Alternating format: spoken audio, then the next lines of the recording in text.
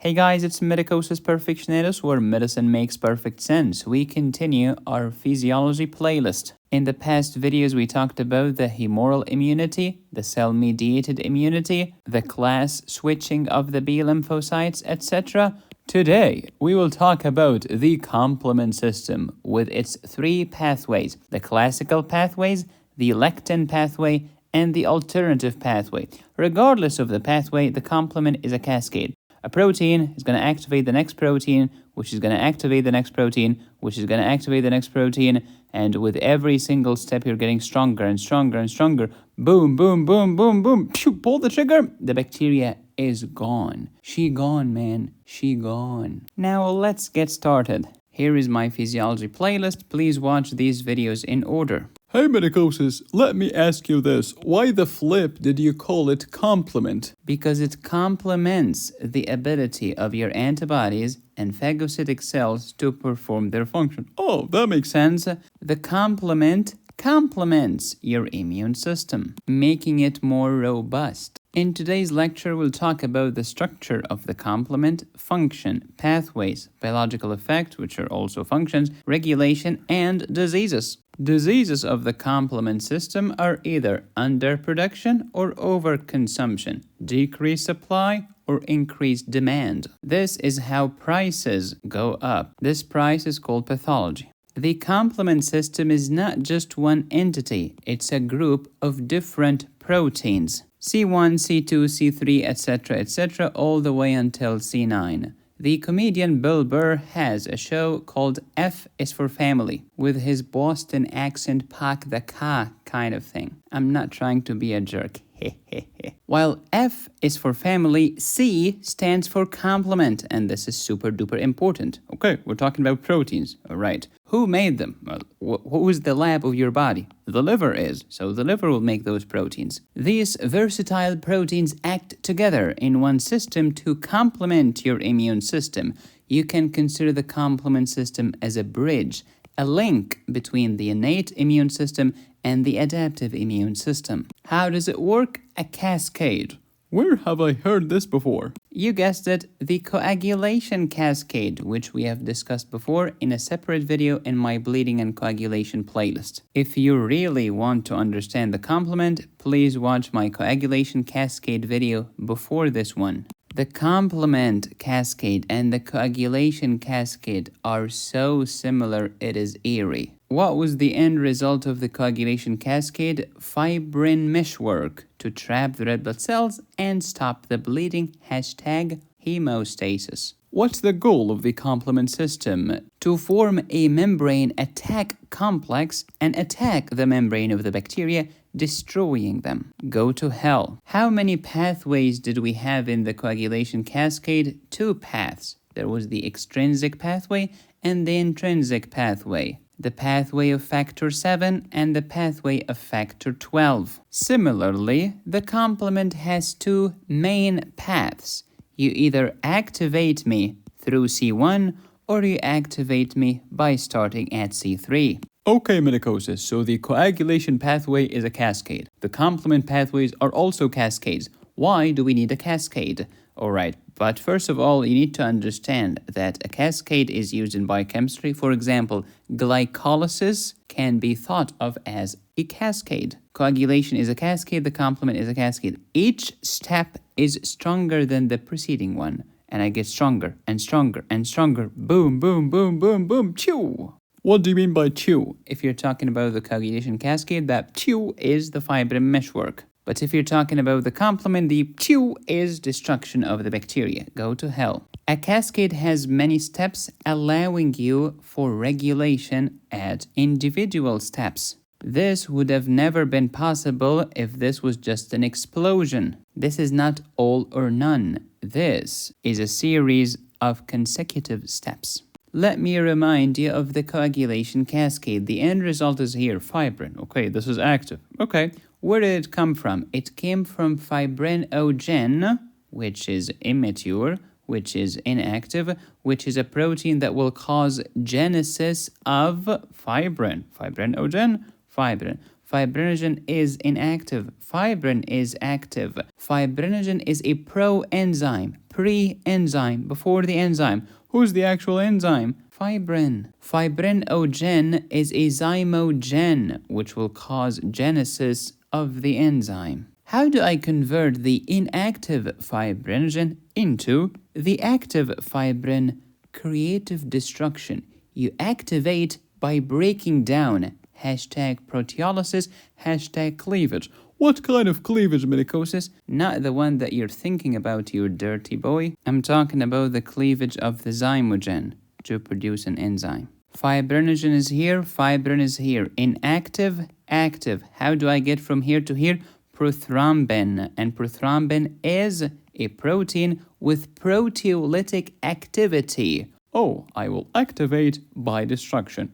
Got it. You can imagine that fibrinogen is a big protein like this. When you take a piece of it, it becomes a smaller one. However, the smaller one is more active than the big fibrinogen. Creative destruction, proteolysis. By the same token, here is the complement system. Here is C1 with a hyphen or a dash on top of it. When I put a hyphen, it means active. Okay, this C1 was inactive. All right, how do I activate the C1? Well, you need creative destruction. You need proteolysis or cleavage. And you need a trigger to start this cascade. Who's the trigger? Other complement proteins, other C's, because C stands for complement. Okay, Medicosis, what is the goal of the complement system? What's the why of the complement? As Friedrich Nietzsche said, he who has a why to live can bear almost any how. But Medicosis says, he who has a why to complement can bear almost any cascade. Here is why you need a complement. First of all, you need complement to destroy the bacteria. That's the big picture. How? Agglutination, not just of the antigen and antibody complex. You also agglutinate the bacteria. Stick them together, bind them together, and then boom, destroy them all together. 3 birds with 1 stone. There are cells that will eat the foreign bacteria, and these cells are phagocytic cells. They are part of your immune system. The complement is gonna make those bacteria tasty so that your phagocytic cells, like the macrophage, is gonna enjoy herself while engulfing the bacteria. Love it. This tastiness is called opsonization. If you're one of those people who go to Starbucks, why do they put mocha drizzle on top? To make it tasty. Same thing here. This is called opsonization. So next time you pull to the second window, make sure to ask for extra opsonin on top. Also, complement is important for chemotaxis, chemochemicals, taxi, movement. Let me attract those neutrophils to outside of the blood vessel via chemicals, chemotaxis, and those neutrophils will destroy the bacteria. Direct cell killing by perforating the bacteria using a protein known as perforin, IN protein of perforation. I will also neutralize the viral toxins from virulent and toxic to non-virulent and less toxic. So, in a nutshell, what's the purpose of complement? To destroy bacteria. Okay, and we have 3 pathways. The only difference among them is who will pull the trigger, who will start the cascade. But regardless of who starts the cascade, the end result is the same.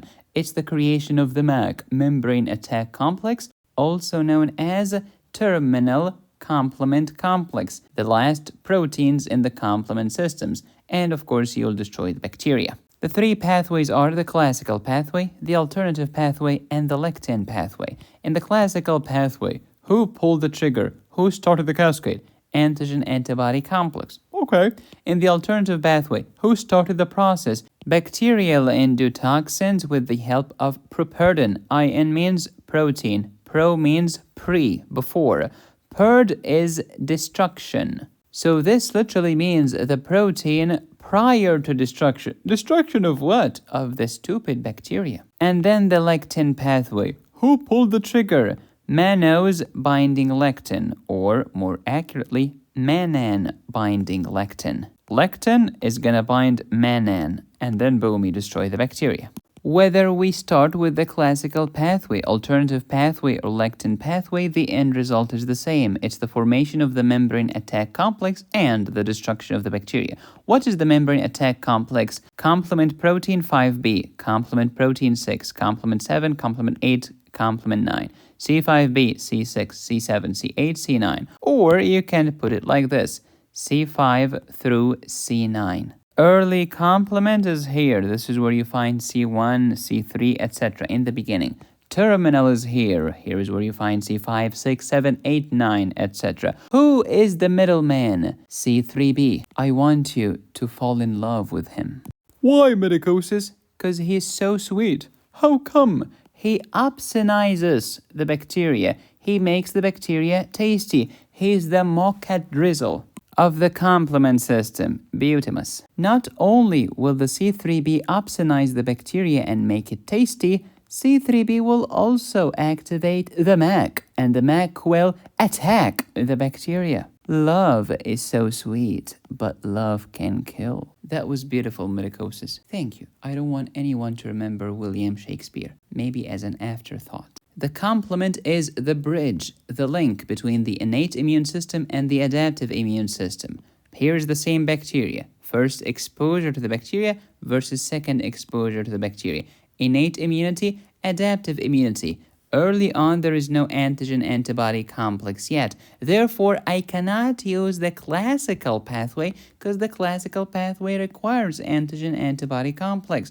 That's why the classical pathway will have to wait for the second exposure to the same organism. So first exposure, you can use the alternative pathway or the lectin pathway. You can use alternative pathway because the lipopolysaccharide or the bacteria endotoxin is part of the bacteria, and the bacteria is present in the first exposure, of course. Lectin pathway can work because mannose is part of the bacteria too, and the bacteria is present in the first exposure. But the antigen-antibody complex is not present in the first exposure. So first exposure, alternative and lectin. Second exposure, classical pathway. And that's why the complement is the link between the innate immunity and the adaptive immunity, something your woke professor will never tell you. Who's the sweet middleman? C3b. How did C3b activate the MAC, which will attack the bacteria via a beautiful enzyme known as C5 convertase? Why did you call it C5 convertase? Because it's an enzyme that will convert C5 into C5a and C5b. C5a will leave the complement cascade because it has to take care of other business, but C5b is part of the MAC, and the MAC will attack. Similarly, C3 convertase will convert C3 into C3a and C3b. And then the C3b, the sweet middleman, is gonna activate C5 convertase. C5 convertase is gonna convert C5 into C5a and C5b. C5b is part of the MAC. Membrane attack complex or terminal complement complex. Have you noticed something? Whenever we have an A fragment and a B fragment, A is always leaving the chat. B is remaining inside the cascade. So A leaves, B stays. Why is A leaving? Because it has to take care of other business. It has another job. Why is B staying? Because B has only one job, is to take care of the complement cascade. The A fragment is always leaving, so I am out of here. I will run away. To do what? Anaphylaxis. That's why they call me anaphytoxins. So what are the anaphytoxins? C3A, C5A, etc. Anything that ends in A. But the B is going to continue to be inside the complement cascade and bulldoze the cascade forwards. The B is going to bide into the complement cascade. It's not going to leave. To be or not to be, this is the question. To be or not to be, this is the complementary action. Shakespeare is rolling in his grave right now. Sorry, William. Now let's talk about the classical complement pathway. Who's gonna pull the trigger? Antigen-antibody complex. This is not present in the primary exposure, you have to wait until the secondary exposure. The antigen-antibody complex is going to activate C1 to become the active C1. The dash or the hyphen means active. How do you convert C1 to the active C1? You need C1 estrase. Oh, creative destruction. Thank you, Captain Obvious. The active C1 is going to activate C4 and C2. C4 is going to give you C4A, which will leave the chat. I'm out of here. I'll go away. But C4B will bide and persist and continue to be inside the cascade, and it will bulldoze the reactions forwards. Same thing here. C2 will give you C2A. I'm out of here because I'm an anaflatoxin. And C2B, which will continue to be inside the cascade. Okay, C4B and C2B together are called C3 convertase. C3 convertase will convert C3 into C3A and C3B. C3A, I'm out of here because I'm an anaflatoxin. C3B is going to continue to be in the reaction. And then you have C4B and C2B. And we added C3B to the equation. Oh, what do you call this amazing complex? C5 convertase, which will convert C5 into C5A, I'm out of here, and C5B, which will continue to be inside the MAC, which will attack. It cannot get easier than this. This is a cascade reaction. Boom, boom, boom, boom, boom. Go to hell, bacteria. What's the function of C4A, C2A, C3A, and C5A? Anaflatoxins. They cause anaphylaxis and inflammation. What's the function of the Bs? They continue to cause the reaction of the complement cascade until you end up with a MAC which will attack. Note that the C3b is the sweet middleman. It has another job, opsonization of the bacteria, the mocha drizzle. Make it tasty so that the macrophage can have a great time eating and swallowing the foreign invaders. We are done with the classical pathway. Let's talk about the lectin pathway. Lectin pathway. Who's gonna pull the trigger?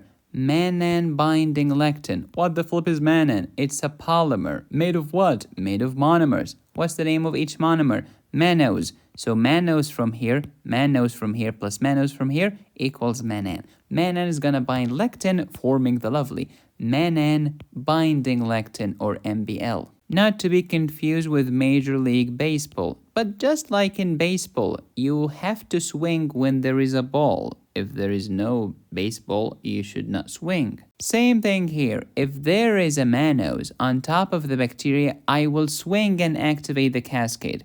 No mannose, no activation. And this is an example of complement regulation. Notice we are bypassing C1. We did not start with C1 here. You know why? Because C1 requires antigen-antibody complex. And this is present in the primary exposure, not the secondary exposure. So we have to bypass C1. Okay, we cannot activate C1 here. We will go directly to C4, C2.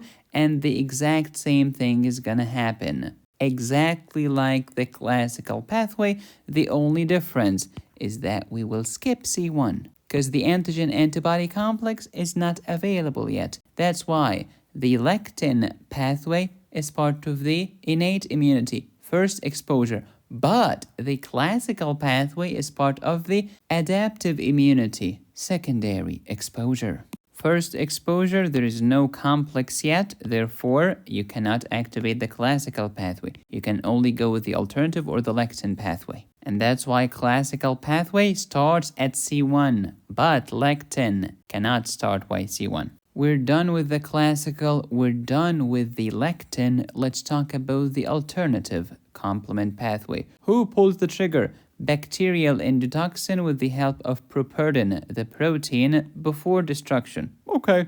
Does it have to be bacteria? No, it doesn't have to. It could be bacteria, fungus, or virus. If it's a bacterium, the trigger is lipopolysaccharides, which are bacterial endotoxins.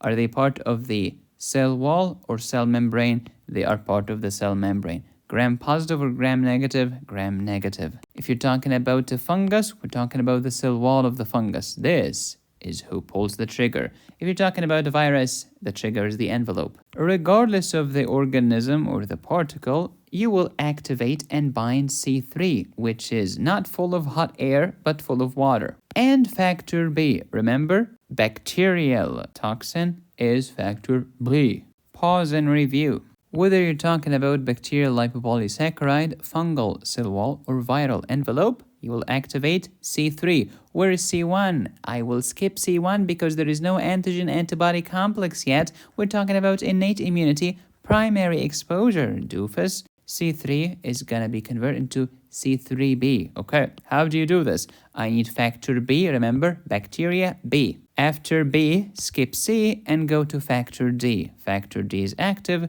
Now C3 is activated into C3b. Where is C3a? Left the chat because it's an anaphylotoxin. It's going to cause inflammation. It's going to help neutrophils, etc. C3b plus BB will give you C3 convertase, which will convert C3 into C3A and C3B. C3A is anaphylotoxin. I'm going away out of here.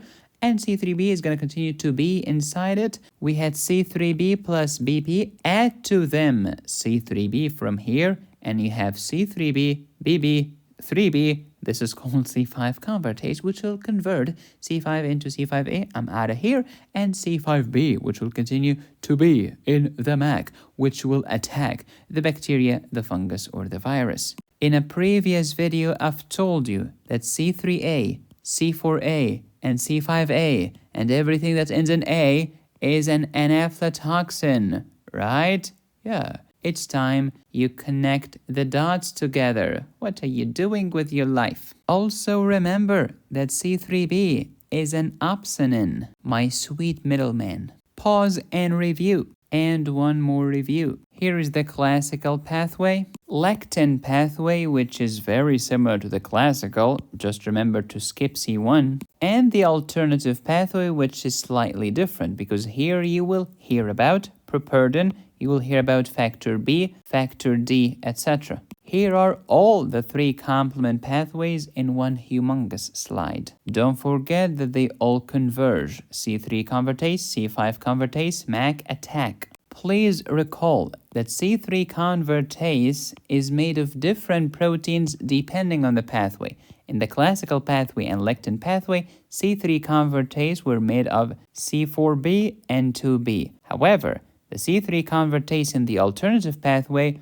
was made of C3b and BB. You can add a comma or you can remove it. It doesn't make a difference. C5 convertase in the classical and lectin, remember they are very similar to each other, was made of C4b, 2b, 3b. But the C5 convertase in the alternative was made of C3b, BP, and add 3b. Notice the difference between here and here. The only difference is that you added 3b, the sweet middleman. Look at this.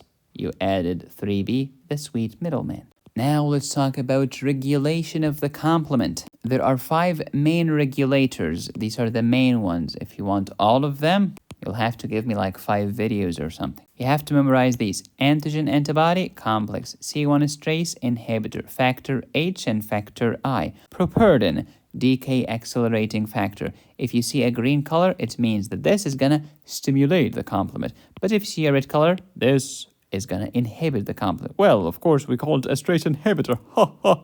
Antigen-antibody complex is going to activate the classical pathway. C1 esterase inhibitor is going to inhibit the classical because this is the one that has C1, right? Yeah. Factor H followed by factor I are going to inhibit the alternative pathway. Properdin is alternative. It's a stimulator. It's the protein before destruction of the stupid bacteria. Decay accelerating factor is inhibitor. It inhibits the complement from attacking your own cells. We want the complement to attack the stupid bacteria, not your own cells. Some notes and mnemonics. Antigen-antibody complex activates the classical, of course. How is this a regulator? Well, because if there is no antigen-antibody complex, the complement cascade will not start. Oh, that's a regulator. No complex, no classical pathway. As the used car salesman used to say, no cash, no problem. C1 esterase inhibitor is going to inhibit the classical pathway.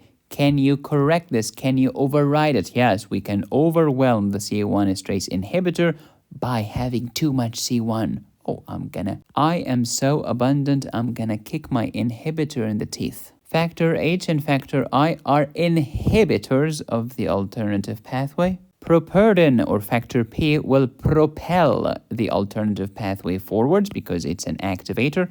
Decay accelerating factor protects your own cells from too much complement by inhibiting C3 convertase and inhibiting C5 convertase. Hi Medicosis, this was cool, but why should I care? Because you can have a patient who suffers from hypocomplementemia, and this could be congenital, I am born with low complement, or acquired, my complement was super duper active, that I consumed all of my complement proteins, now I have hypocomplementemia. This happens in lupus, for example. Some patients are born without C1 esterase inhibitor, such as patients with hereditary angioedema. If you do not have the inhibitor of the classical pathway, your classical pathway will be super active, destroying your own cells. Some patients are born without the decay accelerating factor, and their complement attacks their own red blood cells, causing paroxysmal nocturnal hemoglobinuria. Do not go to sleep right now, because it's time to take your education to the next level. Here on YouTube, I have 3 videos, one on hypocomplementemia, one on hereditary angioedema, and one on paroxysmal nocturnal hemoglobinuria. Please watch them right away for maximum retention. Medicosis is making history right now. If you ever want to download these notes that you're seeing right here, I have them in PDF forms on my website, medicosisperfectionalis.com. Just go to my website, click download, then click on illustrated notes. Let's talk about people born with hypocomplementemia. If the deficiency is in the early complement proteins, C1, C2, C3, etc., they are vulnerable to ENT infections and lung infections. But if the deficiency is in the terminal or late complement, C5b through C9, or the MAC, they are vulnerable to Neisseria infections, including Neisseria gonorrhea and Neisseria meningitidis. This causes gonorrhea, this causes meningitis. What if I like the middleman? Oh, no sweetness, no opsonization, increased risk of infection, especially by encapsulated bacteria. More details are available in my video on hypocomplementemia. If you like this video, you will adore my antibiotics course. It has 40 videos, 70 questions, 35 cases with answers, of course, my Perfectionalis Ultimate Notebook and mind map. This will teach you about antibacterials, antifungals, antivirals, and antiparasitic medications. Download it today at medicosisperfectionalis.com. I also have an Utacoids pharmacology course. I am a big fan of students who study in January because these are unicorns. So here is a 60% discount towards anything on my website. Just use discount code New Year Learning. This was the best complement discussion in the history of the planet. So please subscribe, hit the bell, and click on the join button. You can support me here or here. Go to my website, download my courses. Be safe, stay happy, study hard. This is Medicosis Perfectionalis, where medicine makes perfect sense.